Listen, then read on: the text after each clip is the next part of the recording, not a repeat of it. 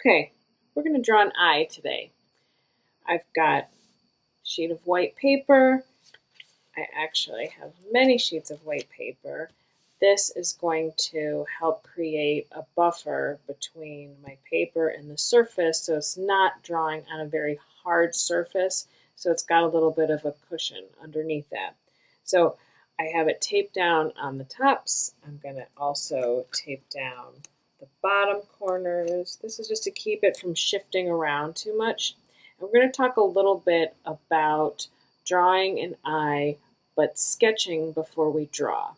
And all of this has to do with our plan. So we're creating a very vague plan before we start, and a lot of it has to do with how you hold your pencil. So if you hold your pencil to the side, you're allowing for a lot more loose images so you can find the tight image within that. So I'm going to draw towards the bottom half of the paper because I'm going to leave enough room up here for an eyebrow.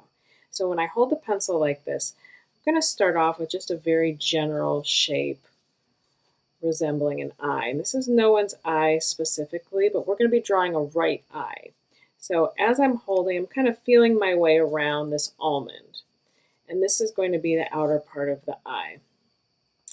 The inner corner of the eye, it's got kind of a triangular shape. It's round. And I'm using more of the side of the pencil than I am the point. And I'm going to give myself kind of an idea of where I want the eyelid to be, and then an idea of where the eyebrow is going to be. And again, this is no one's eye specifically. We're just talking about the components that make up an eye itself. So this is my eye. I'm going to start drawing the iris. And irises, when the eye is relaxed, usually touches the top or the bottom part of your eye or both. So in this situation, we're just going to have it touch the top. And obviously we are drawing an eye from the front. This is not a 3/4 view. We're not looking at the eye from the side.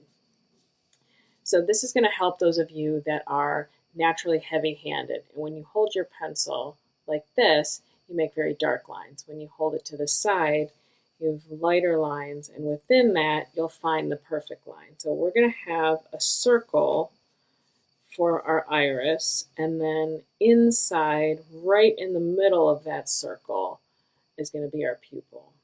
So the eyelid itself is not connected. So we don't want to connect it here and connect it here. It's a free agent. He's not connected to anything that allows movement. Okay? So I'm still trying to figure out how big I want the pupil, if it's dilated, if it's not, if this feels like a true circle or if it feels more like an oval. So we want it to feel pretty true to a circle. So inside the eye, we also have a little liner. This is the inner part of the eye. It's a little piece of flesh that is helping hold that eyeball inside your head. And so everyone's eyes are shaped differently. So this could be very straight and then come down at an angle, or maybe it comes up and then the ends come up. So we're not really thinking too much about whose eye this is as much as just the components that make up a eye.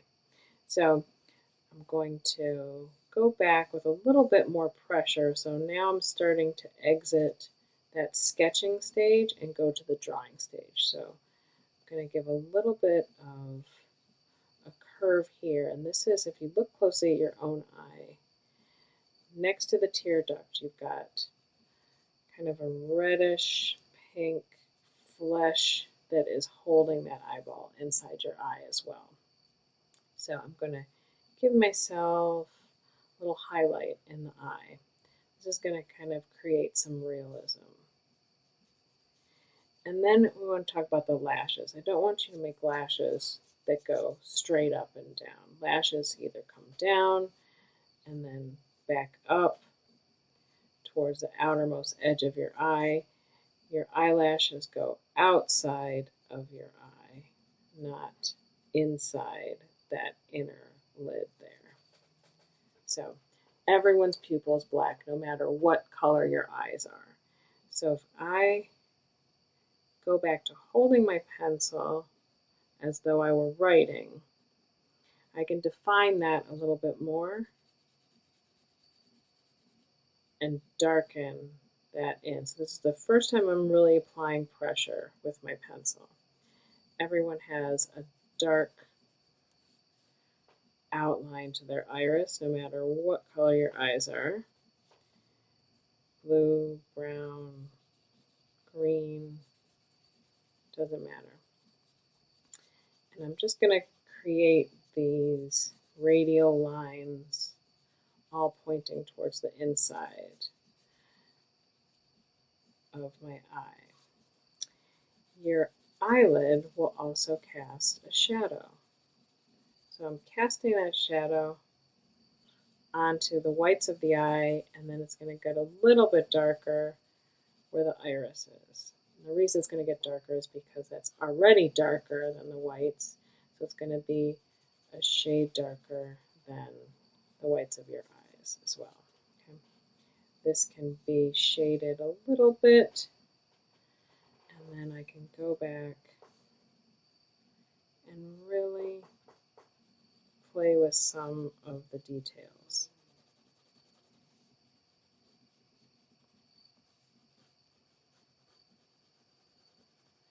Cast that shadow, get a nice dark corner of the eye,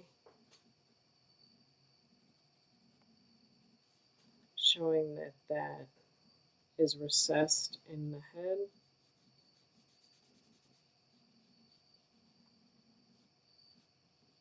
Add some lashes.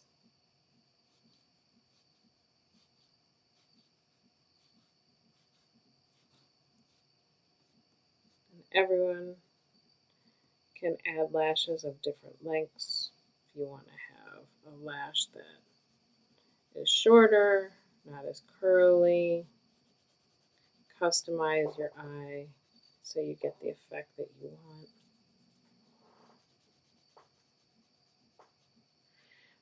And I can go back and give a little bit of a shadow behind the eyelid as well as on top of the eyelid. Most of us have a little bit of a shadow, the corners of our eyes, and even underneath. I can add a little bit more detail with some bottom lashes, shade that iris in a little bit. And now let's go up to my eyebrow. So most people have an arch in their eyebrow, and the eyebrow is composed of little hairs. So be conscious of the direction that the hair is growing. And usually our eyebrows taper off towards the edges. You can add another layer.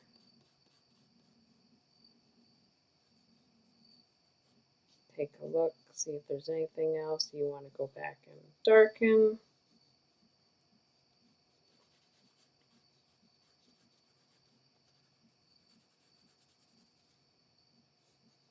And I'm going to go back and erase out that highlight. That's going to give it an illusion that there is an overhead light casting a shadow and a reflective light as well.